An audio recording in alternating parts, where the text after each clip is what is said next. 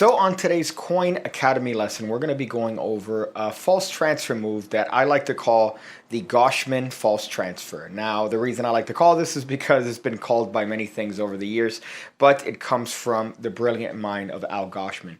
If you're not familiar with that name, he's actually the guy that invented sponge balls and is the reason why I hate magicians today. But he is a brilliant coin magician that unfortunately died apparently to inhaling the fumes from his own sponge ball factories. Definitely a weird way to go out, but he was a tremendous close-up magician and worthy of anyone to study if you want to learn good misdirection when it comes to coin work and close-up magic in general. Now, we talked about the false transfer before, and it's a simple act of apparently placing a coin from one hand into the other while secretly keeping it in the same hand that it started with. Now, what I love about this particular variation of it is that it takes place in midair. So essentially, Al Goshman took a lot of advantage of assumption, and this is a brilliant example of that, where he was able to exploit the spectators' assumptions that the coin is flying from one hand to the other, where spectators could swear that they're seeing the coin jump from one hand to the other, and yet there's nothing that's placed in the left hand. So let's go over the technique and show you what I'm talking about. So the action is very, very simple. We're just going to take a coin and we're going to transfer it from, in this case, the right hand to the left hand. Now, in the action of that, of course, that's where we execute the false transfer. And what I love about the action is that, again, you have this tossing action. So it's not just an action of placing it, but it's more of a tossing, which makes it really deceptive. So let's go over the actual technique. So here is how we're going to do this. Very simply, we have a coin and we're going to hold it in the fingertips of the right hand, just like this. Now, the action that the right hand is going to take is as follows.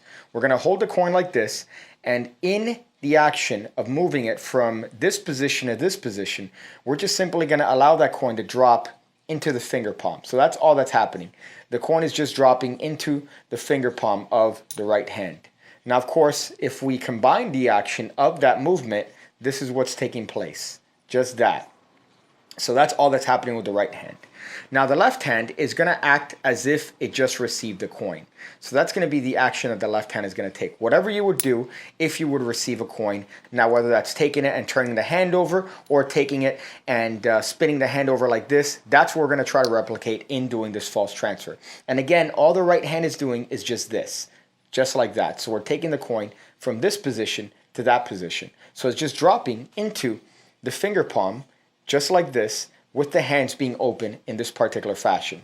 Now, if we combine the action of this movement from this hand to this hand, as we apparently close the hand around the coin, it just looks like that coin is being tossed from one hand to the other, just like that. So it's a wonderful action to take. And again, you could hold your hands pretty far apart as long as we're replicating that action of receiving the coin with the left hand and tossing it with the right hand. So one more time, all that's happening here is the right hand is going from this position to that position. So it's just dropping. Now, you are going to have to watch your angles here because you want to make sure that your hand over here is showing this part of the forefinger to the participant. We don't want to extend the hand this way because then they might catch a flash of the coin.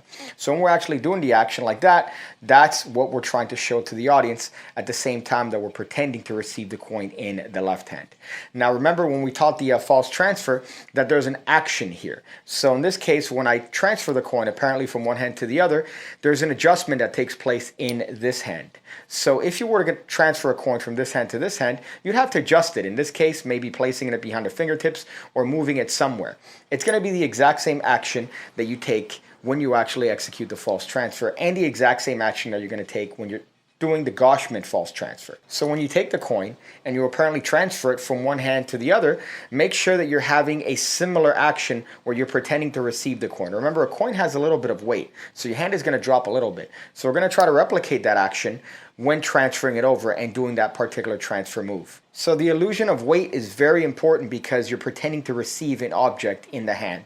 So make sure to keep that action when you're doing the false transfer action. In this case, when you are pretending to transfer the coin from one hand to the other. Now at this point, do remember that we have the coin here in finger palm. So if you want, you could just drop this hand and pretend to transfer that coin maybe to the fingertips and rub it away if you want to show it to vanish. Now, just some tips here at the tail end of the video in terms of that false transfer.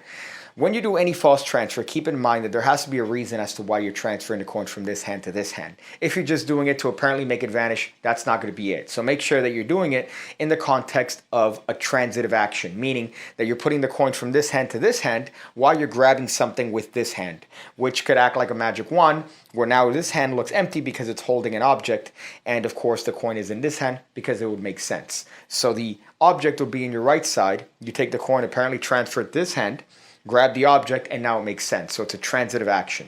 It shouldn't be done as a movement just to make the coin vanish. That really doesn't make sense. If you want, something as simple as adjusting the view could be an action that would justify this movement. So taking the coin from this hand to this hand and apparently showing it to a participant could be an action that would justify that action as well. Now that, of course, is a massive lie, because we're apparently taking the coin, placing it to this hand, showing the participant nothing, and saying, I want you to keep an eye on it until the last moment. And of course, in that action is where you can make it vanish or do whatever it is you want. But in this case, the idea is that we're transferring it from this hand to this hand to give the participant a better view. So there are many different false transfers to practice, many different retentions, many different ways to do it.